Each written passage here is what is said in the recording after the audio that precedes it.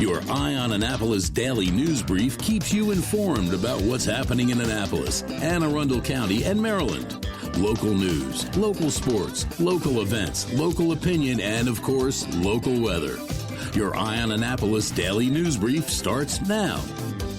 Good morning. It's Thursday, January 6th, 2022. This is John Frenaye, and this is your Eye on Annapolis daily news brief. Fire, COVID confusion, and snow. What more does one need in a daily morning newscast? He asks rhetorically. But that's what you got today, so let's get into it, shall we? The Annapolis Fire Department fought a blaze last night on Bunch Street in the Parole section of town that did significant damage to a single-family home. Multiple calls alerted the department, which was met with flames upon arrival. 5 adults, 4 children, and 1 dog were displaced and are being assisted by the Red Cross. There were no injuries. A cause or damage estimate is not available just yet. And if you'd like to see some photos from the scene, Glenn Miller was on site for us. You want to head on over to eyeonannapolis.net for that. Now, we just learned about an Arnold fire on New Year's Day that also caused significant damage to a townhome on Knotwood Court. The Anne Arundel County Fire Department arrived with fire showing from the rear of the home. After they extinguished it, it became evident that the fire was intentionally set. The son of the homeowner had rolled a burning grill into the living room. The 25-year-old male was charged with first-degree arson, reckless endangerment, and malicious burning. 1 firefighter suffered minor burn injuries. It took about 40 minutes to control the blaze, and damage is estimated to be at about $150,000. 3 occupants are displaced and being assisted by the Red Cross as well. The Maryland State Police took to the skies yesterday to hoist a crew member from the 462-foot cargo ship Chem Jupiter, which was just south of the Bay Bridge. Yesterday at about 8:45 a.m., Trooper 6 from Easton flew to the ship and lowered a paramedic to assess the patient. He was ultimately hoisted to the hovering chopper and taken to Anne Arundel Medical Center for treatment. Some have asked why not use a boat to do the transport, and it can be for any number of reasons: weather, seas, danger, logistics, but this time it was because the medical need was so great and the helicopter could be from the boat to the hospital in just about 2 minutes. Now on to snow. Annapolis and Anne Arundel County are preparing for another dose of winter Thursday into Friday. More specifics from George from DCMDVA Weather in a bit, but Annapolis has said that they do not have the equipment on their plows to cut through the ice on the roads and is asking drivers to be extra careful and use extreme caution when ice is present. Despite another snowstorm coming in, the city required all cars to be out of the city garages last night or face having to pay for their stay. And finally, they remind residents and businesses that snow must be cleared from the sidewalks in front of their home or business within 3 hours of the cessation of snowfall. Ah, yes, COVID and Omicron, or is it Omicron? No matter, you know what I'm talking about. Our own AAMC has transitioned to what they are calling a, quote, crisis standards of care. Over the past 2 months, there has been a 320% increase in COVID patients at the hospital. And what this means is that scheduled surgeries may be unscheduled, changed, or delayed. Staffing may be reassigned. Non-clinical staff may be called upon to handle some patient care. And Dr. Sunil Madan, the chief medical officer at DCMC, has said to avoid the ER for any non-life-threatening issues and to seek help from your primary care doctor. And to muck it all up, Anne Arundel County Public Schools issued a new guidance last night about dealing with COVID in the schools and quarantining. The last time we checked, there was a 10-day quarantine. It was reduced to 5 days, but now that's all out the window. And to be honest, this new policy is very difficult to follow at best. More like pull your hair out frustrating because it really zigs and zags and contradicts itself several times. I'll do my best to parse this for you. Here we go. Students and staff who test positive must now isolate for 10 days without any option to test negative for a return. They say they need to do this because they are unable to separate unmasked students far enough at lunch while they're eating, obviously without their masks. Upon return to school, you must be symptom and fever-free for 24 hours prior to the return. You don't need a negative test to return, and they say they do not need to mask in any indoor settings, which is kind of against the emergency orders for the county and state school policy. But then they go on to say that masks are required in all schools. Who knows? They say that if someone else administers a positive test, like the health department or any other agency, then you only isolate for 5 days and must be fever and symptom-free for 24 hours, but you need to wear a mask for 5 days after the return.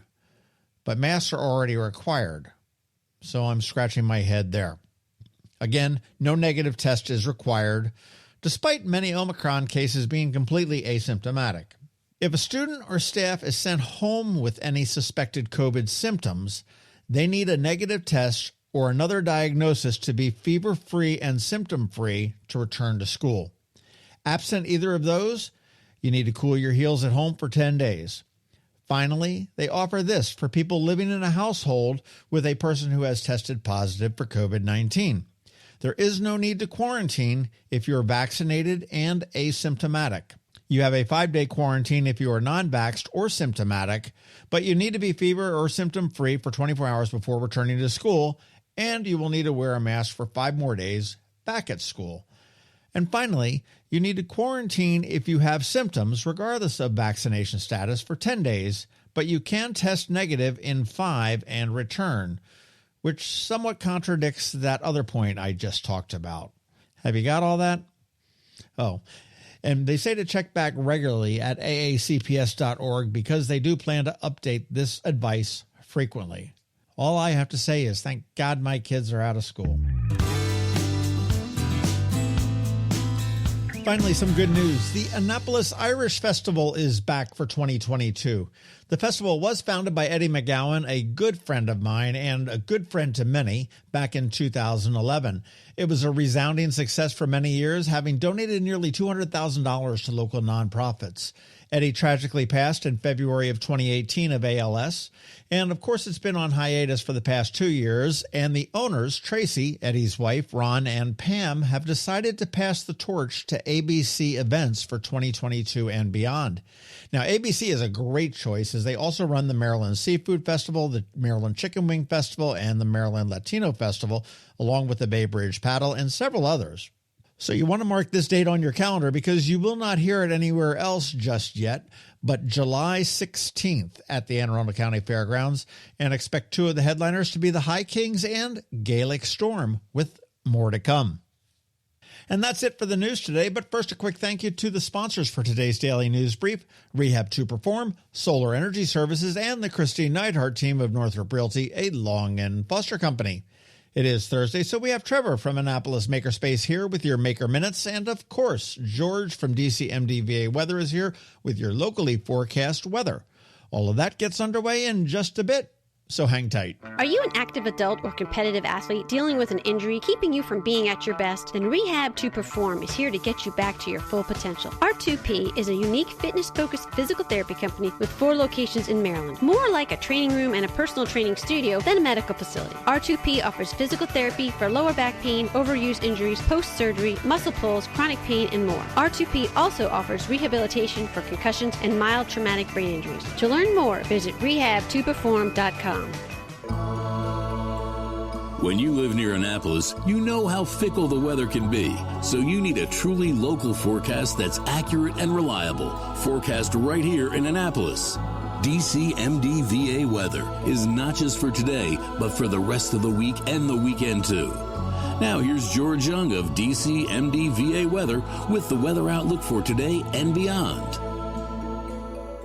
Hey everyone, this is George with DCMDVA Weather, and this is your Eye on Annapolis forecast for Thursday, January 6th. Yesterday worked out pretty well with plenty of additional snow melting, and today will bring more of the same for a bit until more snow then moves in very late tonight. Look for highs today around 40 degrees with mixed skies as clouds build in the PM hours in advance of the second snowmaker this week, which should bring falling snow to the area starting maybe just a bit before midnight, and it will last only into the mid-morning hours until around 6 or 7 a.m., with snow possibly being moderate or heavy at times, with total snowfall expected to be in the 2 to 4 inch range, with Friday then playing out as a cold and breezy day with temps only in the mid-30s for PM highs and winds gusting over 30 miles per hour at times, producing wind chills in the 20s before temps then drop into the teens for AM lows Saturday morning, which will be another cold day with sunshine and PM highs in the 30s again, ahead of mid to upper 40s then with rain on Sunday due to another frontal boundary moving through, and that front will help deliver another shot of cold air for next week,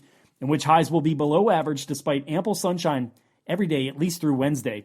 Okay, that's it for today. This is George Young of DCMDVA Weather. Make it a great day out there today. Stay healthy and be safe. And be sure to follow us on Facebook and Twitter and use our website at dcmdvaweather.info each day. And always be sure to download our app, DCMDVA Weather, on all of your devices from either the Apple or Google App Stores, so you can always stay weather informed. Another moving moment from Kristi Neidhardt of the Kristi Neidhardt Team from Northrop Realty, a Long and Foster company.